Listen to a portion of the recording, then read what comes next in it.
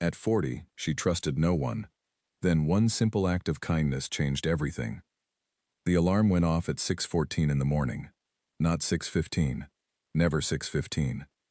Mara had set it to 6:14 for 11 years because 6:15 felt like a round number, and round numbers felt like hope, and she had stopped dealing in hope somewhere around the time she turned 32 and her whole life collapsed into a pile she spent the next 8 years quietly rearranging. She sat up before the second beep. That was the thing about Mara. She was always one step ahead of whatever was coming. Not because she was gifted or extraordinary, because she had learned, the hard way, that waiting for things to arrive on their own terms was how you got caught off guard. And Mara did not get caught off guard. Not anymore. She made coffee. 1 cup. Same brand, same strength, same ceramic mug with the small chip on the handle that she had never thrown away, not because she was sentimental but because throwing it away would require deciding something. And deciding things about objects led to deciding things about habits. And deciding things about habits led to examining the life she had built around those habits. And that was a door she kept firmly shut. The apartment was quiet the way apartments get quiet, when they have only ever known one person. Not peaceful quiet, purposeful quiet. The kind of quiet that has been maintained, tended to, protected. The walls were the color the landlord had painted them, and she had never once thought about changing them. There were books on the shelf arranged by size, not subject. Because arranging them by subject would mean revealing something about what she cared about. And the books she had read the most, the ones with the broken spines and the underlined sentences, were turned slightly inward, so their titles did not face the room. She got dressed in 7 minutes. She had timed it once, not on purpose, just noticed. Gray trousers, a navy blouse, flat shoes that did not make noise on hospital floors. She had 4 versions of essentially the same outfit. She did not think of this as a uniform. She thought of it as efficiency. Mara was 40 years old, and she worked as a records clerk at Greenfield General Hospital, a mid-sized building that smelled permanently of antiseptic and overcooked soup from the 3rd-floor cafeteria. She had worked there for 9 years. She knew the name of every doctor, every administrator, every janitor, and the exact schedule of the elevator that ran slow on Tuesdays because the cable needed servicing, and nobody had gotten around to it for 3 years. She knew all of this because paying attention to your surroundings was how you stayed safe. She did not have friends at work. She had what she privately called functional relationships. Patricia at the front desk, who she would greet by name every morning, and who would greet her back, and that was a complete and satisfying interaction. Dr. Owen on the 2nd floor, who she would hand files to, and who would say thank you with genuine warmth, and who she would smile at in a way that did not invite further conversation.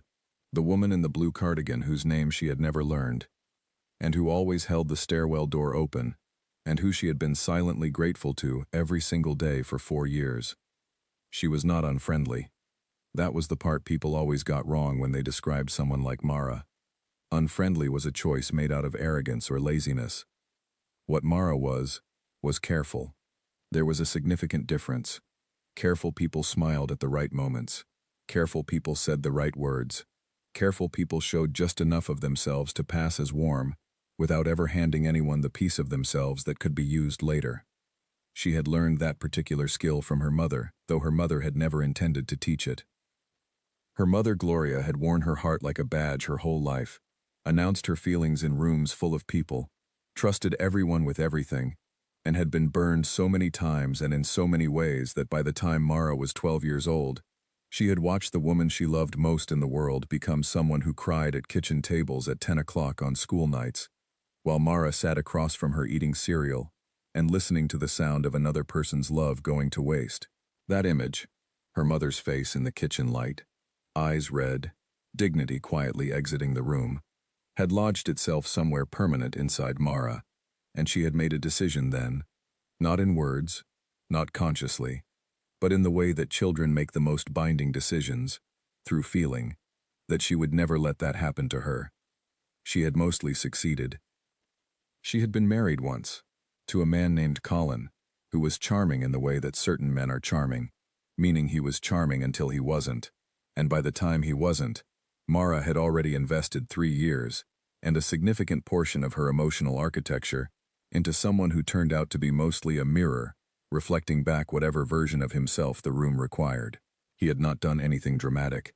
There had been no single terrible event to point to. What Colin had done, slowly and methodically and perhaps without even fully understanding he was doing it, was rewrite small moments until Mara couldn't trust her own recollection of her own life. He remembered things differently. He said she was too sensitive. He said she imagined things. He said she was lucky to have someone as patient as him. She left on a Wednesday in November, with 2 bags and her books and the coffee mug with the chip in the handle. She had not cried in the car.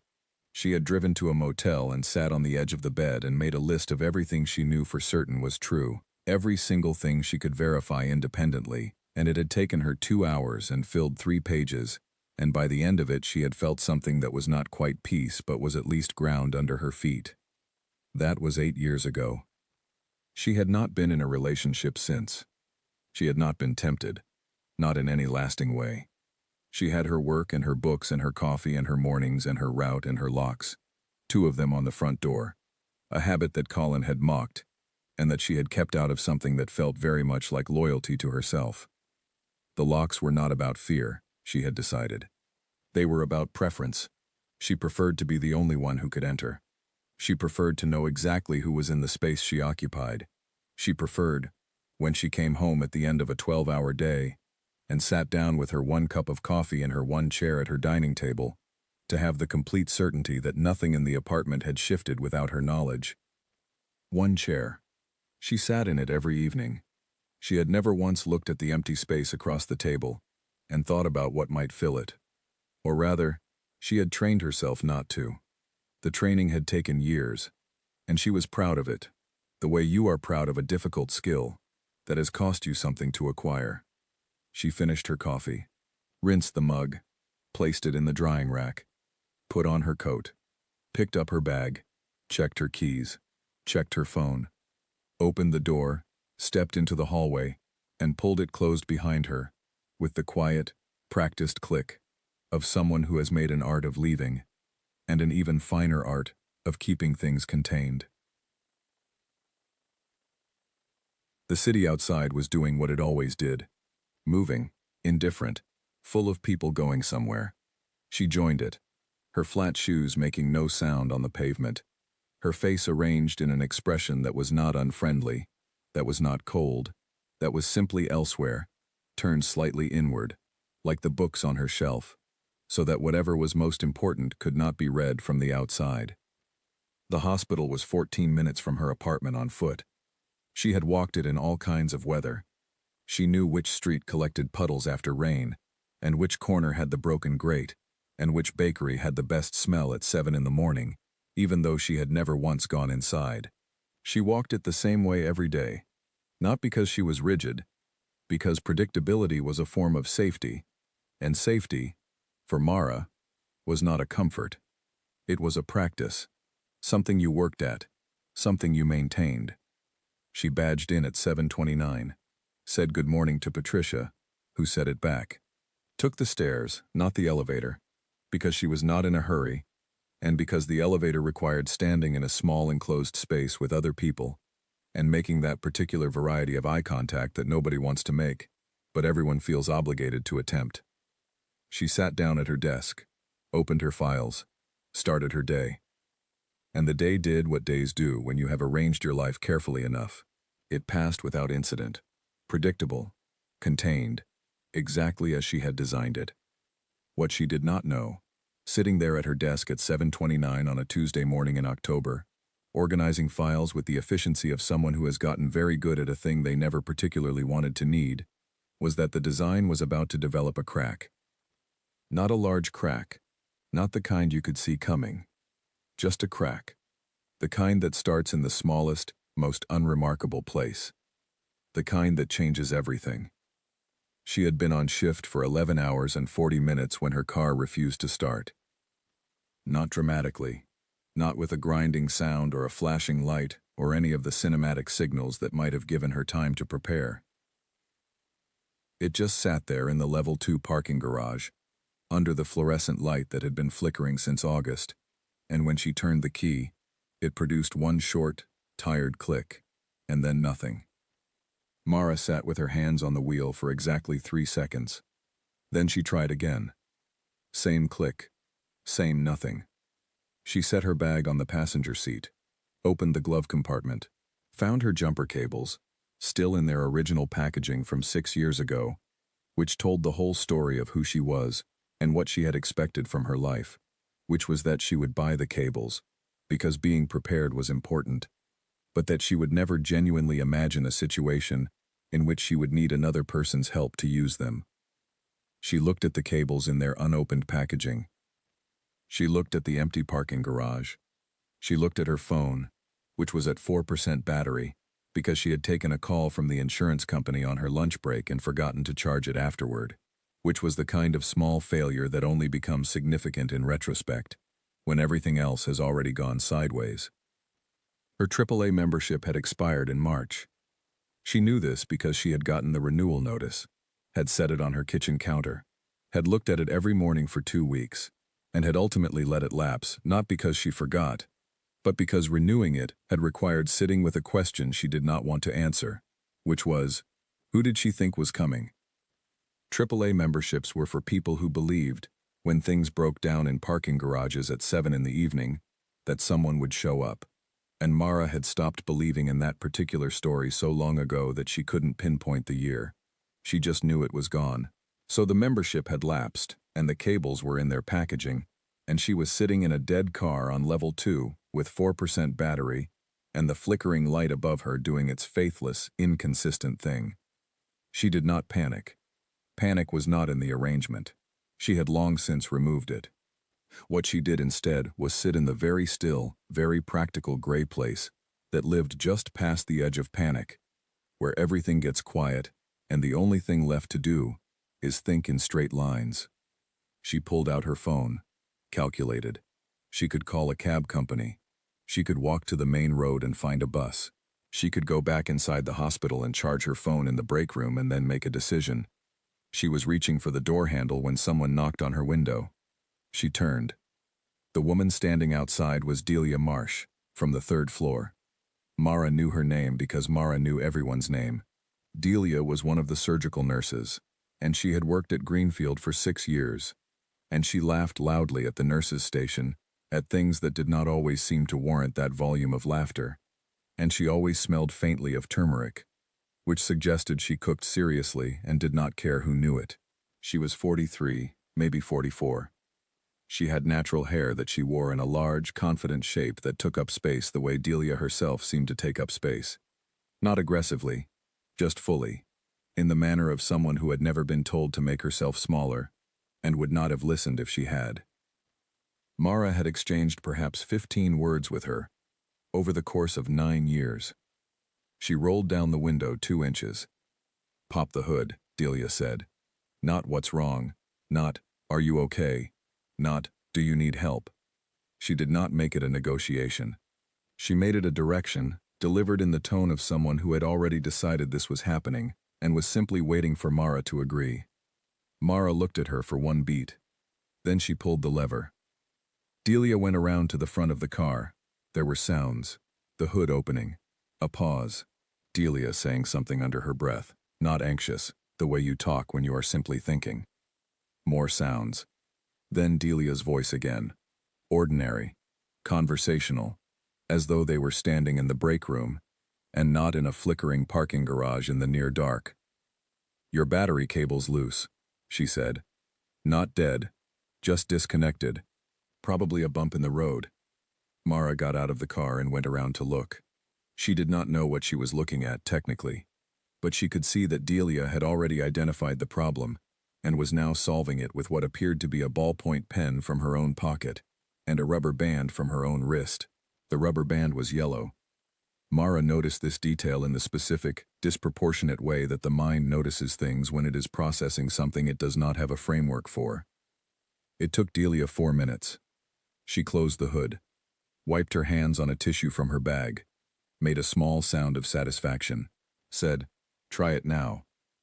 Mara got back in the car and turned the key. It started immediately.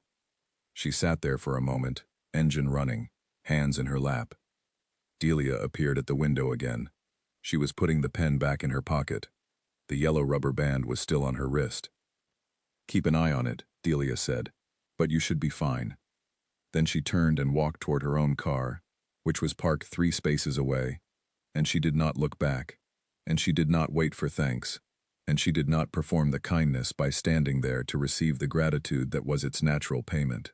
She simply walked away, in the manner of someone who had done something because it needed doing, and had now moved on to whatever came next.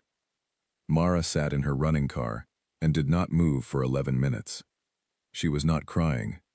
She had not cried in the parking garage, and she was not going to, because the parking garage had not earned that from her, but something had happened inside her chest that she did not have an immediate name for, something that felt less like an emotion and more like a structural event, the way a building sounds when something inside it shifts.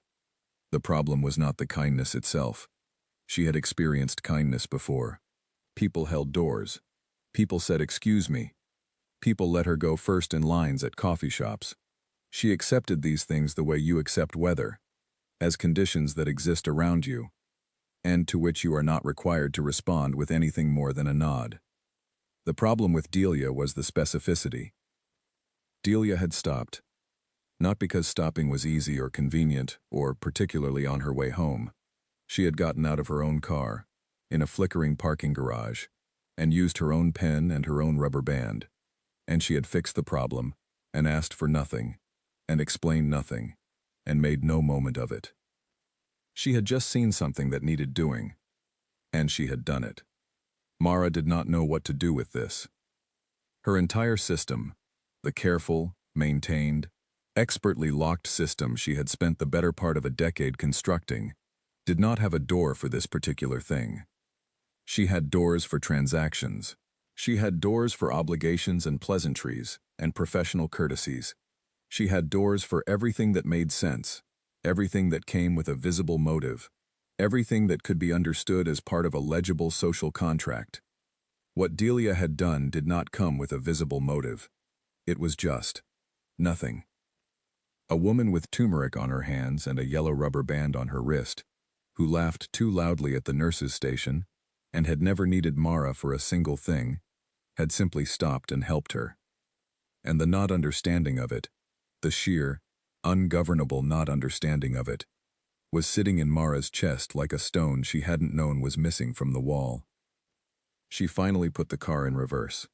She drove home, 14 minutes, because traffic was lighter in the evening. She parked, walked up to her apartment, opened the 2 locks, set her bag down, stood in the kitchen. She filled the kettle. While it boiled, she stood at the counter and looked at the dining table. 1 chair, same as always. She looked at it for longer than she usually did. Then the kettle finished and she made her tea, and she sat in the chair, and she did not look at the empty space across from her. Or she tried not to. The yellow rubber band was still on Delia's wrist when she walked away. Mara could see it, clear as anything, every time she closed her eyes. She went to bed at 10:30, same as always. She lay in the dark for a long time before she slept. The structural thing in her chest had not moved. The next morning she went to work, and nothing was different. This was what she told herself, standing in front of her bathroom mirror at 6:19, while the coffee brewed. Nothing was different. A woman had helped her with her car. This was an ordinary event. This happened to people everywhere, every day. It was not significant. It was not something to think about. She had thought about it briefly, and now she was done thinking about it, and she was going to go to work and perform her job with the same competence she always brought to it, and the world was going to continue rotating at its established speed. She believed this for approximately 40 minutes. Then she walked past the nurse's station on her way to the records office, and she heard Delia's laugh. That specific and unreasonable laugh, big and unguarded, and completely unaware of itself, and something happened in her chest again. Not the structural thing from the night before. Something smaller, a kind of involuntary attention. The way your body turns toward a sound before your mind has decided whether the sound is important. She did not stop walking. She went to her desk, opened her files, started her day. But the part of her brain that was supposed to be processing insurance forms was doing something else entirely. It was running a quiet, persistent, almost scientific analysis of the previous evening, cataloging every detail, looking for the thing that explained it, looking for the motive she had missed. Because there was always a motive. That was one of the fundamental truths she had arrived at through experience. Not through cynicism, she was careful about that distinction, but through evidence. People did things because of what those things got them. Sometimes what they got was obvious. Money, advantage, approval. Sometimes it was subtle. A feeling of superiority. A position of power. The comfortable warmth of being needed. But there was always something. There had to be something with Delia. She just hadn't identified it yet. She watched her over the following days in the way she watched most things, from a careful, unremarkable distance, with the kind of attention that does not announce itself. She watched from the stairwell, through the small window in the door. She watched from the end of the hallway when the nurse's station was visible. She watched during the brief crossings that happened in the cafeteria at lunchtime, when she could observe without being observed, or so she believed. What she was looking for was the performance. The moment when Delia's goodness revealed itself as a costume. The moment when the warmth had an edge. The moment when the help came with an invoice. What she found instead was evidence that Delia was like this with everyone. She brought a younger nurse named Alice a cup of tea on a busy shift without being asked. She sat with an elderly patient in the hallway outside the ward when the patient was confused and frightened and none of the family had arrived yet, and she sat there for 12 minutes, which Mara timed, just talking in a low voice, not doing anything medically useful, just being there. She remembered that Patricia at the front desk had a daughter starting school, and she asked about it on a Thursday morning with the specific curiosity of someone who had genuinely kept the information and genuinely wanted to know. Mara watched all of this. She made her assessments. And the assessment that came back, every time, was the one she liked least. There was no performance. There was no costume. There was no invoice. Delia was just like this. This was, for Mara, significantly worse than discovering a motive would have been. A motive she could have filed and forgotten. A motive would have made the parking garage make sense, would have folded it neatly into the understanding of the world she had spent years constructing. But no motive meant the parking garage stood alone. It meant the thing Delia had done was simply what it appeared to be. And what it appeared to be was the kind of thing that Mara had stopped believing people did. She kept the rubber band in her jacket pocket. She had found it on the floor of the parking garage 2 days after the incident, near where Delia's car had been, yellow and slightly stretched from the use she had put it to. Mara had picked it up on her way to her car. She had intended to throw it away in the bin at the end of the row. She had walked past the bin, and then past the exit, and then she was in her car, and the rubber band was in her pocket, and she did not examine this fact too closely. She did not examine most of what was happening too closely. Examining things closely was how you ended up somewhere you hadn't planned to go. But there were moments, small, involuntary moments that arrived before she could arrange her face against them, where something moved in her. Sitting at her desk, pulling a file, hearing Delia's laugh from the floor above, muffled through the ceiling but still unmistakable, and feeling, for just a fraction of a second, something that was almost like being glad the sound existed in the world. She crushed these moments efficiently. She was very practiced at this. What she was less practiced at was what started happening around the 3rd week, which was that the moments were arriving faster than she could crush them. They were arriving in the morning when she made her coffee and thought, without meaning to, about whether Delia was a morning person or an evening person. They were arriving on her walk to work when she passed the bakery with the good smell, and wondered, for no reason she could account for, what Delia would order there. They were arriving in the evenings when she sat in her chair at her dining table and looked at the empty space across from her, which she had not been doing before, had very deliberately not been doing, and now somehow could not stop doing. The empty space had started to have a shape. This was absolutely not acceptable. She told herself this firmly, on a Wednesday evening, sitting with her tea cooling in her hands. She reminded herself of the things she knew. She knew how this went. She knew what happened when you made room for people. She had made room before, and the room had been used in ways she had not authorized. She had made room and found it rearranged. She had made room and come home to find the thing she had trusted most, her own version of events, her own reliable memory, quietly rewritten by someone who had smiled at her across a table while they did it. She was not going to make room again. She put her tea down, opened her book, read the same paragraph 4 times, without retaining a single word of it. The rubber band was in her pocket. She was not going to think about that either. She bought 2 cups of coffee on a Tuesday morning, 3.5 weeks after the parking garage. She did not plan this. Or rather, the planning happened below the level of awareness, in the part of herself that had apparently decided to do something without consulting the rest of her.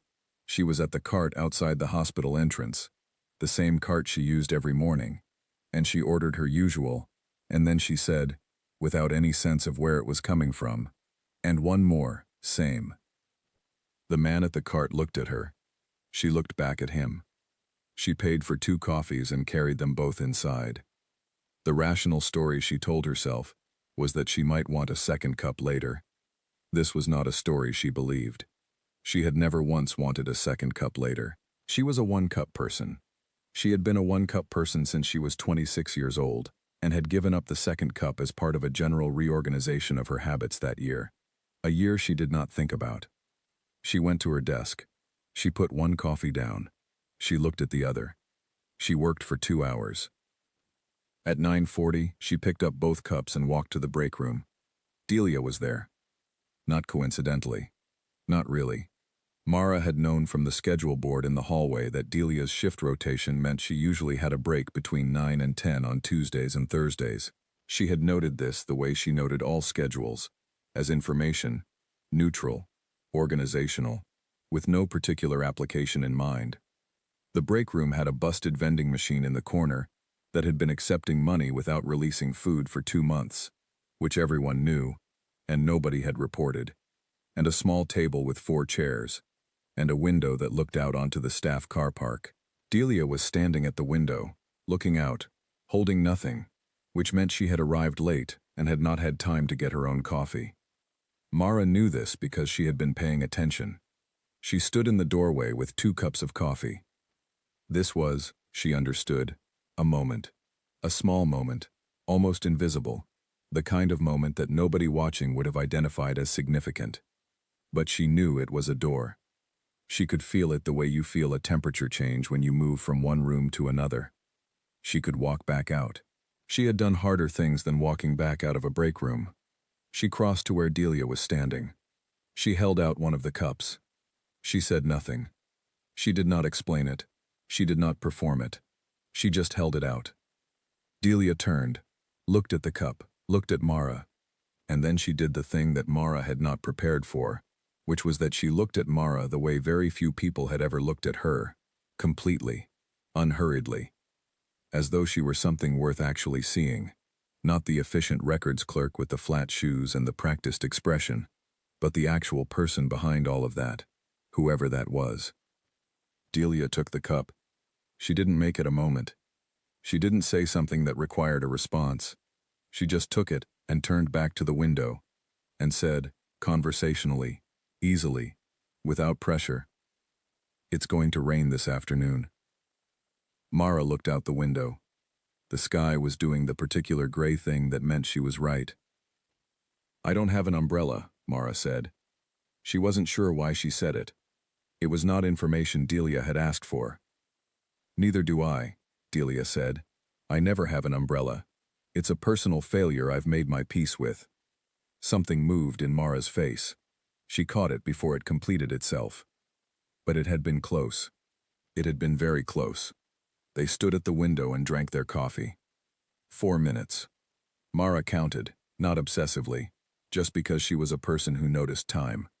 When Delia's pager went off, she looked at it and sighed in the good-natured way of someone who had long ago accepted that their time was not entirely their own.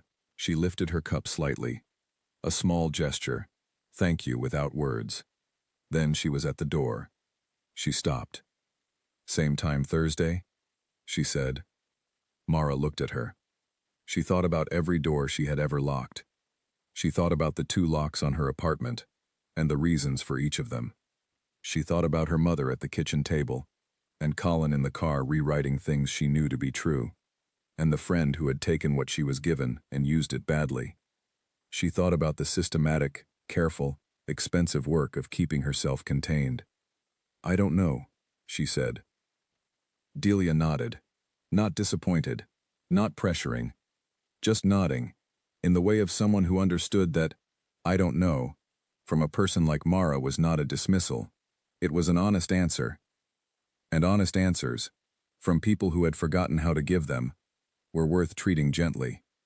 She left. Mara stood at the window alone with her coffee, and through the glass the sky was doing its gray, inevitable thing, and she stayed there until the cup was empty, which was longer than she intended. She did not go straight back to her desk. She stood for a while. And when she finally walked to the elevator, and pressed the button and waited, and the doors opened, and she stepped in, and she caught her reflection in the brushed metal interior of the elevator door, she saw something she hadn't seen in a very long time. She could not name it. It wasn't happiness. It wasn't anything as large as that. It was smaller. It was a woman in a navy blouse with flat shoes and very controlled hair, holding an empty coffee cup, and she was standing in an elevator, and she had just done something almost impossibly difficult for her, which was hand someone something, without knowing what they would do with it. And she was still standing. The doors opened on her floor. She walked to her desk. She sat down. Her hand went to her jacket pocket and she found the yellow rubber band, still there, soft from weeks of being carried, and she held it for a moment in her fingers. Not dramatically, not with any great ceremony, just held it. The way you hold something that has started to mean something, before you have decided to let it. Then she let it go back into her pocket. She opened her files. She went back to work. Thursday came. She bought 2 cups. 6 months is not a long time in the ordinary accounting of a life. 6 months is a season and a half. 6 months is approximately 180 mornings and 180 evenings, and a number of Tuesday and Thursday breaks in the hospital break room that Mara had stopped counting, because counting them had started to feel like a habit of old Mara, the one who counted things to control them, and she was making, with great effort and imperfect results, a different kind of effort now. She was not a changed woman. She wanted to be precise about this, in her own mind, where precision still mattered a great deal. The things that had happened to her had not unhappened. The years she had spent building her careful, locked, one-chair life had not been revealed as a mistake. Exactly. They had been the only rational response to the things she had experienced. She understood that. She had survived using those tools and she was not going to pretend she hadn't needed them. But something had shifted in the architecture.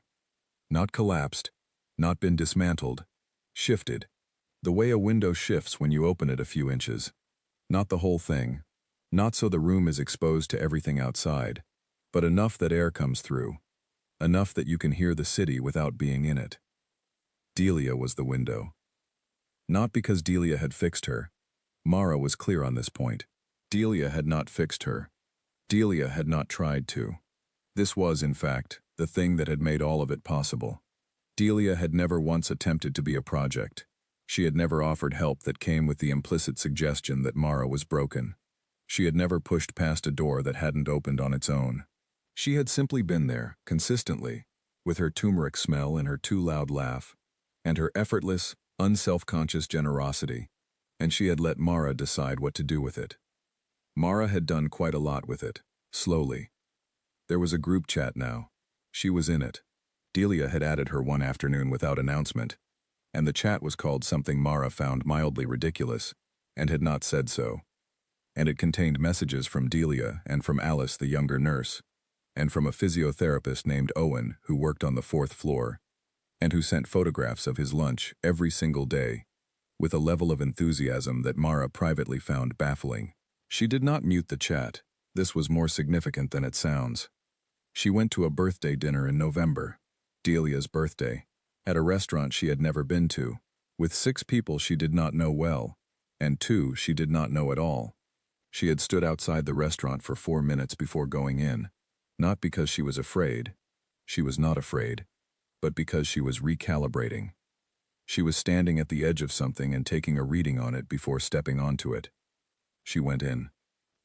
The dinner was loud and the food was very good, and the person next to her, a tall woman named Grace who did something in insurance, talked with real knowledge about a book Mara had read 3 times, and they had a conversation about it that went for 40 minutes, and that Mara, walking home afterward in the November cold, found herself revisiting, in the way you revisit something you did not expect to enjoy.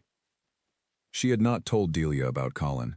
She had not told her about her mother, or the friend who had taken and used, or the particular, specific ways she had been taught that trust was a luxury she could not afford.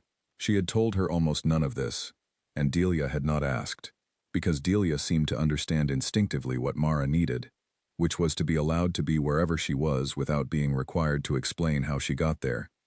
But she had told her small things. She had told her she didn't like loud music in restaurants. She had told her she found it hard to call people on the phone and preferred to text. She had told her, on a Thursday morning in the break room, holding her coffee, looking out at the car park where all of this had started, that she found it genuinely difficult to let people do things for her. She had not explained why. She had just said it. Delia had looked at her and said, "I know." And then, "You're getting better at it." And then the pager had gone off and she had left, and Mara had stood there with the extraordinary, slightly destabilizing feeling of being known and not minding it. The apartment was still quiet. She still made 1 cup of coffee in the morning, in the mug with the chip in the handle, which she now found she was actually sentimental about, rather than simply not bothering to replace. The books on the shelf were still turned the same way, though she had recently noticed this and wondered, for the first time, whether she wanted to change it. She hadn't yet, but she was wondering. There were 2 coffee mugs in the drying rack. This had happened naturally, the way things happen when a person starts to make room. Delia had come over for the first time in October. Not a planned visit, just a practical one. She had been helping Mara find a plumber after a leak under the sink, and she had stayed for an hour and drunk tea from the mug Mara offered. And Mara had washed it afterward and put it in the drying rack, and when she reached for her own mug the next morning, she had seen it there, and felt something she had no particular category for. She had not put it away in the cupboard. It was still there. The second mug. 6 months later. The dining table had 1 chair. She had bought the second chair in February. She had been in a second-hand furniture shop looking for a lamp, because the lamp in the sitting room had died and she needed to replace it. And there it was. A simple wooden chair, the same height as the one she already owned, the same style, almost. She had not gone to the shop looking for it. She had simply seen it and known, in the way you know things that have been true for a while before you are ready to say them, that she was going to buy it. She had carried it home on the bus, which was not easy, and up the stairs to her apartment, which was less easy, and she had stood in the middle of her flat with a chair in her hands and felt the full, complicated weight of what she was doing. She had put it against the wall, near the window. It had lived there for 4 months. Sometimes she put her coat on it. Sometimes she walked past it on her way to the kitchen and noticed it, and felt something she was still learning to name. Not fear. Not anymore. Something that lived on the other side of fear, in the territory you arrive at when you have been afraid for so long that the fear begins to wear thin in places. And through the thin places, if you look, you can see something else. She had not put it at the table. She had thought about it. Many times. On evenings when she sat in her chair and drank her tea, and looked at the space across from her that had started to have Delia's general shape. On mornings when the second mug was in the drying rack and the light came through the kitchen window at its particular angle, and the apartment felt, just slightly, less like a sealed room and more like a place. She had thought about it, and then she had not done it, because doing it felt like the final version of something, the thing that couldn't be undone, and she still lived in careful proximity to the idea of things that couldn't be undone. She was working on this. On a Tuesday in April, the same kind of Tuesday that had started all of it, same pale morning sky, same coffee, same 14-minute walk, Mara came home from her shift to find a note tucked under her door. It was from Delia. Short, characteristically direct. The restaurant on Grover Street is doing a special on Thursday evening, and I am going, and you should come. Not asking, telling. Wear something that isn't navy. Mara read it twice. She stood in her hallway with her bag on her shoulder and the note in her hand, and she laughed. It came out small and startled, the way laughter comes out when it hasn't been fully expected, but it was real, and it filled the hallway, and the walls of the apartment received it in the way that rooms receive sounds they haven't heard before, with a kind of surprised attention. She put the note on the kitchen counter. She made her tea. She sat down at the table in her chair. She looked at the note. She looked at the window where the second chair was sitting against the wall in the late afternoon light, the wood of it warm in the sun, the shadow of it falling long across the floor. She looked at it for a long time. Then she set her tea down. She stood up. She walked across the room. She picked up the chair. She carried it to the table. She set it down across from her own. She stood back and looked at the two of them, together, facing each other, the table between them, and she felt something move through her chest, not the structural shifting thing from the parking garage, not the involuntary attention from the hallway outside the nurse's station, but something older and deeper, and more foundational than either of those, something she recognized from before she had started building walls, from before her mother's kitchen and Colin's particular rewriting, and the friend who had taken what was offered, from before all of it. It felt like possibility, small and terrifying and real. She sat back down in her own chair, across from the empty one, and she reached into her jacket pocket and found the yellow rubber band, still there, still soft, still slightly stretched from the night in the parking garage, when a woman who smelled of turmeric had fixed something in the dark with a ballpoint pen and asked for nothing. She set it on the table, between the two chairs. Then she picked up her phone. She texted Delia. Thursday. What time? The reply came in 40 seconds. She read it, and this time she didn't catch the thing that moved in her face before it completed itself. She let it arrive. She sat at her table, in her apartment, with 2 cups in the drying rack, and 2 chairs at the table, and a yellow rubber band between them, and the door at the end of the hall, unlocked for the first time in longer than she could honestly name. Not because she had stopped being careful. Not because the walls had come down or the locks had disappeared, or the things that had taught her to be so guarded had somehow become less true, but because she had learned, at 40 years old, in a flickering parking garage on a Tuesday evening, that sometimes the world sends a person who does not want anything from you. And what you do with that person is up to you. She had chosen. And choosing, she was discovering, felt less like risk and more like something she had forgotten the name of, and was only now, quietly, in the last light of a Tuesday in April, beginning to remember.